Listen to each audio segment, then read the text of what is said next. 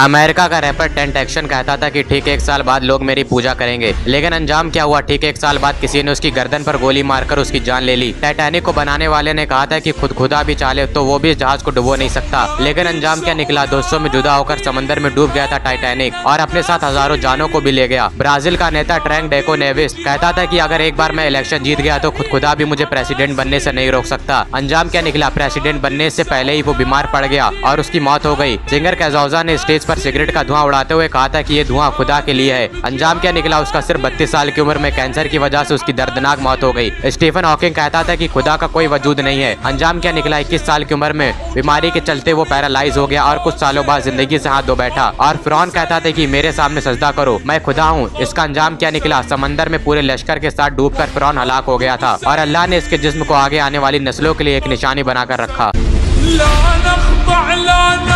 सच्चाई देखनी है तो हजरत अबू बकर को देखो, हुकूमत देखनी है तो हजरत उमर की देखो, सखावत देखनी है तो हजरत उस्मान की देखो, बहादुरी देखनी है तो हजरत अली को देखो, जंगे देखनी है तो हजरत खालिद बिन वलीद को देखो, जवानी देखनी है तो इमाम हसन को देखो, शहादत देखनी है तो इमाम हुसैन को देखो, प्याज क्या होती है ये हजरत अब्बास से पूछो, फतह क्या होती है ये हजरत साद इब्न अबी वक्कास से पूछो, जाबाजी क्या होती है हजरत हमजा से पूछो, फिलिस्तीन क्या है ये सुल्तान सलाहुद्दीन अय्यूबी से पूछो, औरत की इज्जत क्या होती है सुल्तान मोहम्मद बिन कासिम से पूछो, यूरोप की सरजमीन कैसी ये तारिक बिन जियाद से पूछो, कुश्तुनतुनिया क्या ये सुल्तान महमद से पूछो, और मुसलमान कौन है ये उनकी तारीख से पूछो। हमें हमारी तारीख पर फख्र है। अल्लाह का शुक्र है कि अल्लाह ने हमें ऐसे बहादुर, ऐसे जाबाज और ऐसे आलिम लोग अता किए हैं कि जिन पर आज हम फख्र कर पा रहे हैं। और सिर्फ यही नहीं, इस्लाम में ऐसे हज़ारों लोग भरे पड़े हैं। अल्लाह हमें भी हमारे नबी की सुन्नत पर चलने की तौफीक अता फरमाए।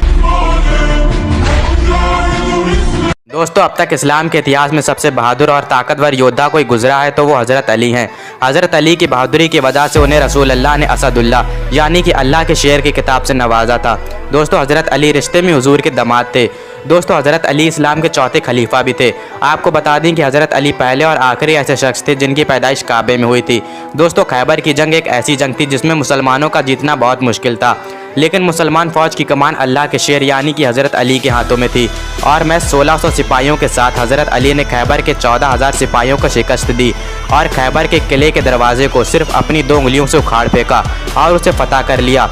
किले का जो सबसे ऊंचा मीनार था उस पर हज़रत अली ने इस्लाम के परचम को लहरा दिया। जंग के बाद सब मुसलमान मिलकर भी उस दरवाजे को नहीं उठा पा रहे थे जिसे हज़रत अली ने अपनी सिर्फ 2 उंगलियों से उखाड़ फेंका था।